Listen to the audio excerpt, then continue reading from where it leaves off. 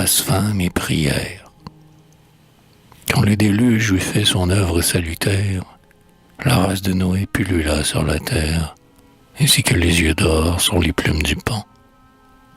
Alors, dans les vallons fertiles du Liban, Heth et Sidon, issus de Cham, le fils indigne, vinrent pour cultiver le froment et la vigne, et furent de puissants chefs devant Jéhovah. Sidon eut de nombreux enfants qu'il éleva. Heth devint veuf après 1 an de mariage, et n'obtint qu'un seul fils, l'espoir de son vieil âge. Mais, étant en sueur, le soir d'une moisson, ce fils but de l'eau froide et fut pris d'un frisson, puis mourut. Et depuis ce temps, le triste père, contre Dieu qui l'accable et qui le désespère, se révolte, et souvent même il a blasphémé. Au contraire, Sidon, de tous les siens aimés, est heureux, opulent, sage, pur de tout vice. Il prie, il jeûne, il offre au ciel des sacrifices, et tous ses serviteurs vantent sa piété. Un jour que tous les deux, par la chaleur d'été, sur leur terre venaient de se mettre à l'ouvrage, un nuage effrayant grondait un orage, accourut. Le ciel brusquement fut tout noir.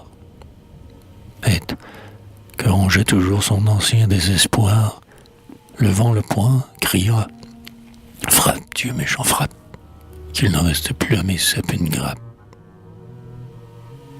Je te brave, peux-tu me faire mal après que tu m'as dérobé le fils que j'adorais?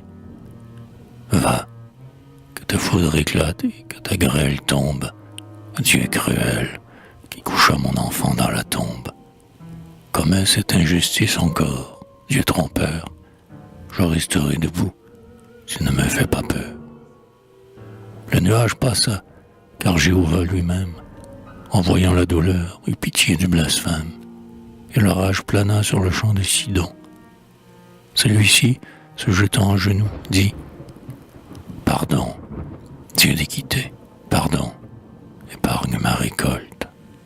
Jamais je ne me plains, ni je ne me révolte. Toujours devant ta face auguste, j'ai tremblé, et tu protégeras mon raisin et mon blé, depuis le temps déjà lointain où j'étais jeune. Je dis fidèlement ma prière et le jeûne. Tu dois m'en savoir gré. Souvent sur ton autel, Seigneur, Dieu Tout-Puissant, l'unique et l'immortel, ma mère a répandu le sang de mes génisses. Je n'ai point fait de mal pour que tu me punisses. Ne me laisse donc pas te supplier en vain. Roi du ciel, et défends ma farine et mon vin. Mais comme la prière au Seigneur adressée déplaît quand elle part d'une âme intéressée, contre l'avare en pleurs l'Éternel s'irrita, et ce fut sur Sidon que l'orage éclata.